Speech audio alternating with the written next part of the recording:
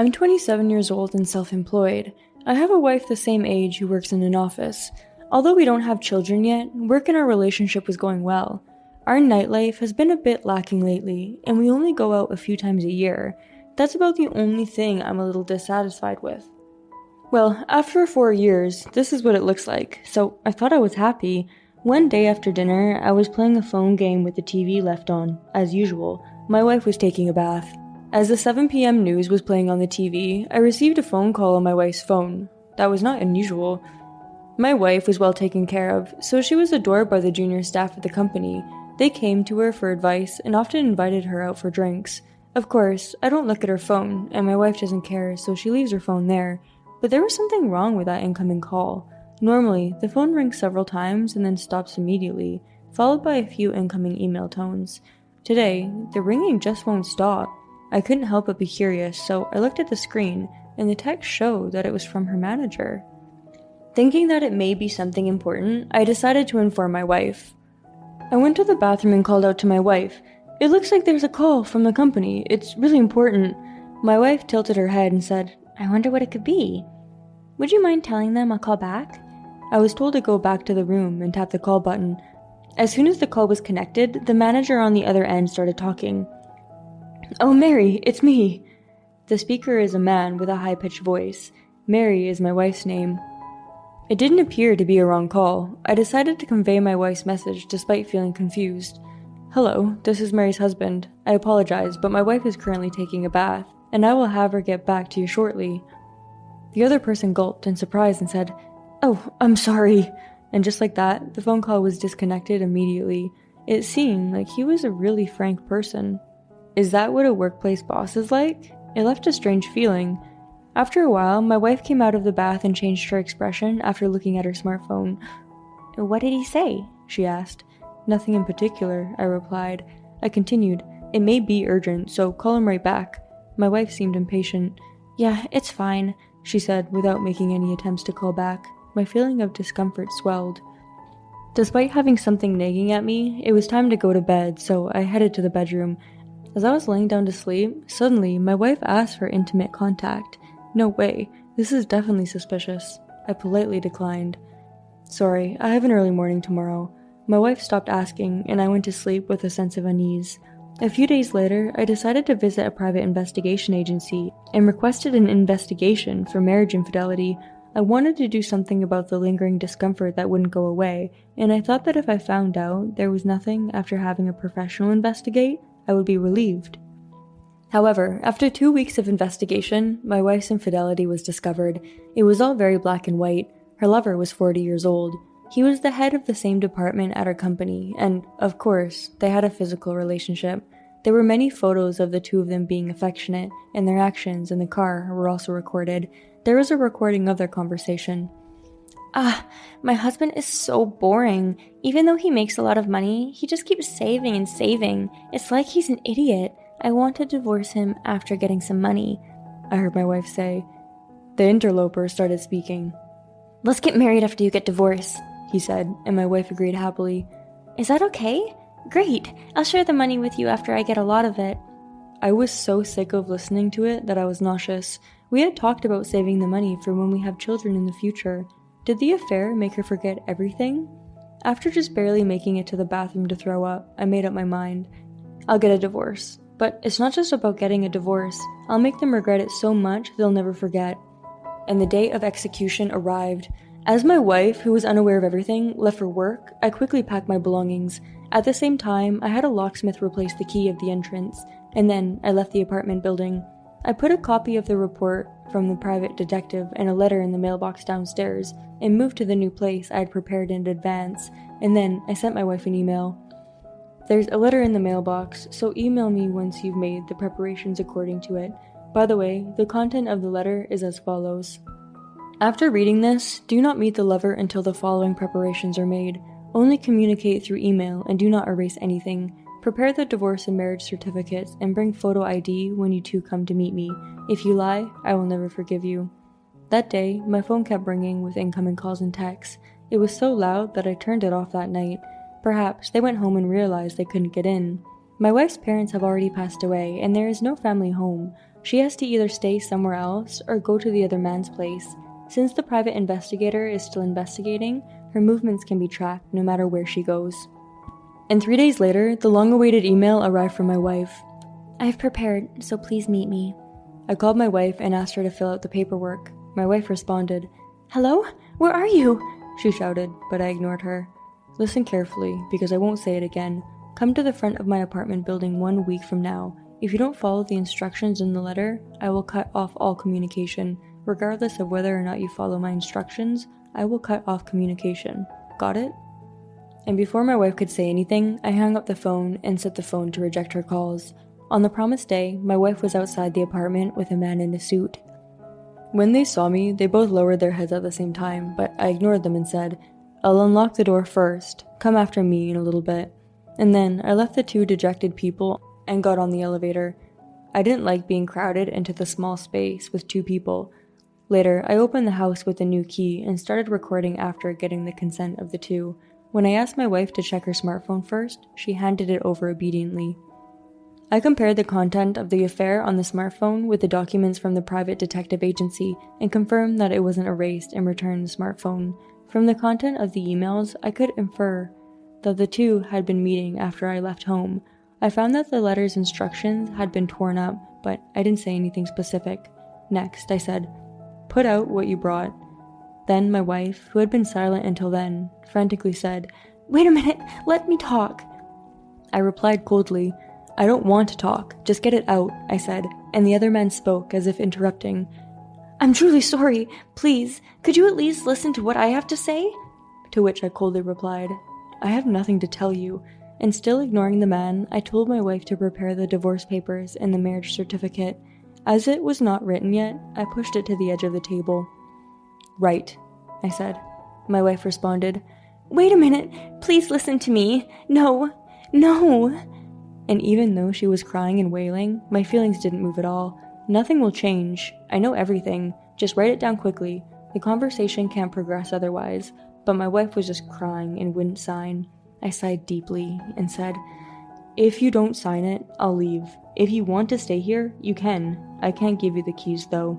Without any alternatives, my wife, who has come to accept it, signed the divorce papers and the marriage papers while crying.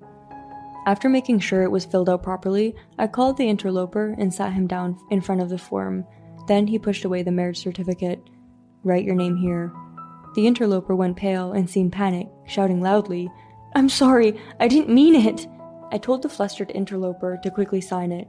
"If you don't do it, I'll have to report it to your company." Hearing that, the man frantically filled out the marriage documents. I took the divorce papers that were on the table and told my wife, "I'll submit this tomorrow, so make sure to report the marriage registration after half a year when you can remarry again." My wife was embarrassed. "Only at that time." They started making a fuss, but I know it was all lies. I picked up the marriage certificate I had filled out and pushed it at the interloper. "Please submit this," I said, and he responded, "I didn't mean to do it," he said, still making a fuss. I played the damn recording and said, "Isn't that just what you wanted?" I turned to my wife and continued, "If you do as I say, I won't need any compensation. I'll even give you this apartment. There's still a loan on it, but..." Then the interloper changed his expression. "What? We can have this place? And no alimony?" I sighed again as I looked at the lover who seemed pleased. "No, that's wrong. That's a condition for my wife. I'll be asking for compensation from you." Then the man responded, "You tricked me," he said angrily. I was neither angry nor sad, only dismayed. How can you say such a thing after having meddled with someone's wife? I won't sue my wife for alimony, so it will be a little easier once you get married, right? I then told the interloper that his fee would be $50,000. "I can't pay this kind of money. It's a ripoff." The interloper made a fuss about it. I went a little crazy thinking, this isn't a nightclub. "If you say it's too expensive, I can take you to court. I don't mind. But if we go to court, I can't just not tell your company." Then the interloper, fearing that his company would find out, reluctantly agreed. I further told him, "Please make the payment in one lump sum. I don't want to be associated with you in any way." Then the middle-aged man muttered, "Then you shouldn't have to ask for compensation." Hearing this, I stopped recording on my voice recorder and said, "Then, are you going to die? I really want you to die in front of me. I'm saying that I'll forgive you if you provide the money, so please, not in gratitude." Seeing my expression like that, the young man turned pale and shook his head. I kept talking. "I don't want to die. I don't want the company to know. I don't want to pay the money, so how are you going to take responsibility for this?" "I'll pay for it," my wife, who had been quiet until then, said while stepping in between me and her lover. She looked straight at me and said, "Until now, you have always listened to my whims and been kind to me. We were able to live a comfortable life and had fun, but I hate you for being like this, chasing someone to their wits' end." And then she continued indifferently, "I'm really sorry for cheating on you, but I want to be happy with this person. Thank you for everything until now." With those words, everything became meaningless to me. Do as you like. And so, without any alimony, the divorce was established with a condition that the condominium would be transferred to my wife and there would be no property distribution. And 1 year after all the procedures were completed, an email came from my former wife. "We got married," it said, and to my surprise, they even had a child, and it was written that there were even children involved. Finally, the two of them got married. I had been waiting for this moment. The next day, I sent an email to my wife saying, "Congratulations." I also enclosed evidence of the unfaithfulness committed by the person who was previously her lover and is now her husband, since even before our divorce and up until the present, he has had multiple affairs. There were women from the workplace and women who worked at nightclubs. It seems that he also contributed various things to all of them. My ex-wife, who knew nothing about it, married such a lousy man. Even after the divorce, I regularly requested the services of a private detective, and then I sent the evidence to my ex-wife. She must have seen the attached files, and soon after, she sent me emails saying, "Please don't contact me," many times. I ignored the emails because I didn't want to get involved any further. If she wanted to know more, she should go to a private detective herself. She betrayed me and wanted to marry her lover. I wanted her to know everything, accept it, and spend the rest of her life with him. But the emails from my wife continued from then on. Dozens of emails arrived every day, and when I glanced at them, they were apologizing or blaming me. I was sick of it and thought about changing my address, but before I did, I decided to take one more look. I went to my former home and quietly put evidence of the man's infidelity in the post box. Just then, I heard my ex-wife's angry voice from behind the wall. "Please tell the truth." The soundproofing is supposed to be solid, but the loud voices could be heard well from outside. In addition, some kinds of violent noises could be heard. I sent an email to my ex-wife. "I put the truth about your husband in your post box, so use it well. By the way, I sent it to all the relevant parties, so just do your best." Then I left the scene and immediately changed my email address. Of course, I sent the same thing to their workplaces, the person he's been having affairs with, and their parents. I was quite relieved. This is the end of my revenge. After a while, I got a new girlfriend. After the divorce, I was completely lifeless and just living. Of course, I put on a fake smile at work, but it still seemed to worry many people around me. She was one of the employees at my store who worried about me. Half a year after the divorce, she came over to my house out of concern. My room was quite messy, and I hadn't even thrown away the garbage. She cleaned the room without complaining, and even cooked for me. I talked to her about the details of the divorce. I cried while talking seriously to her, someone who listened to me. She cried too. I was happy that she cried for me. After that, she continued to take care of me. When I slowly regained my senses and regained a human-like life, she confessed to me her love. I declined, saying, "I'm happy, but I still can't feel that way," but she nodded. "I want to be around you, even if it's not as a lover," she told me. After I had taken my revenge on my ex-wife and her lover, I finally mustered up the courage to confess my feelings and start a relationship with her. Our relationship was peaceful, and I could see that my wounds were slowly healing. Then one day, while on a date with her, I heard a voice calling my name. When I turned around, I saw that it was my ex-wife calling me. I didn't want to see her anymore, so I tried to run away, still holding my girlfriend's hand. My ex-wife chased after me, yelling something. The situation was unusual, and I knew I had to run away to protect her. My girlfriend stopped me, letting go of my hand, and faced my ex-wife. "Hello, are you the ex-wife?" she asked with a smile, completely unfazed. My ex-wife stunned, muttering something like, "Who's this woman?" But my girlfriend ignored her and said cheerfully, "Why don't we go somewhere and talk slowly?" And we ended up going into a private room at a nearby coffee shop. My ex-wife didn't say anything. I didn't know what to say either. My girlfriend was the only one who broke the awkward silence. Why did you chase after me?" I wanted to talk," she said. My ex-wife told me that as a result of her confronting her lover with the evidence I left behind, he had fled and was now missing. She apparently had a bitter fight with her lover's other partners and ended up settling the matter through mediation. I said that the evidence would be useful, I thought to myself. Even if you want a divorce, there's nothing you can do if your husband runs away. She said she was now living alone in her apartment, dealing with work and child-rearing every day. I was fed up with my ex-wife, who talked as if she had just burst into a fit of coughing. When you're divorced, you're a stranger, and it's none of my business anymore. I wanted to go home as soon as possible. I was about to say that, then my ex-wife said, "Please, I want to go back to the old days. I realize that you are the best. I will never cheat on you again. I'll even quit my job." And then she said something even more outrageous. "My child is so cute. He looks just like you." I was speechless. This can't be real. It's been a year since our divorce, and she gave birth to a child. There's no way that child is mine. Feeling fear, I froze, and she opened her mouth. "Don't worry about it. This person is dating me now." My ex-wife cut off her words and looked at her. "I have heard everything about what happened from this person. I understand that he is in pain now, but do you know what this person was like after the divorce was finalized?" She continues matter-of-factly. "It was as if he were alive but dead. He wasn't even eating properly. I couldn't leave him alone, and I found myself falling in love with him.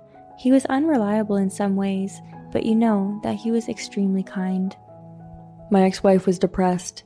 "You brought this situation on yourself by betraying such a kind person so easily. I would never go against the path of someone like you. I will never give him to you either." Finally, she took my hand and stood up, as if to shout, "Let's go." Nodding at her words, I stood up and looked down at my ex-wife. I want to make it clear. I don't care about you. I don't care if you're happy or unhappy. I don't want anything to do with you for the rest of my life. Then I gave my trembling ex-wife an ultimatum. "Why do you think I didn't ask for alimony? It's because I was really disappointed in you. I didn't want the money paid by a dirty person." Then she and I left. "You did your best." I apologized to her, who was laughing, with, "I'm sorry for involving you." She hugged me silently. Now, the two of us live happily. In fact, she even confessed to me today that she's pregnant. I jumped for joy and proposed to her. She nodded happily. When things become more stable, I think I will visit her parents to say hello. They may get angry because I didn't get their permission, but I will get down on my knees and ask for forgiveness. From now on, I will really forget about the past and try to love my wife and children in a positive way. Thank you for watching. I hope you enjoyed it. We look forward to seeing you again. Please also subscribe to the channel.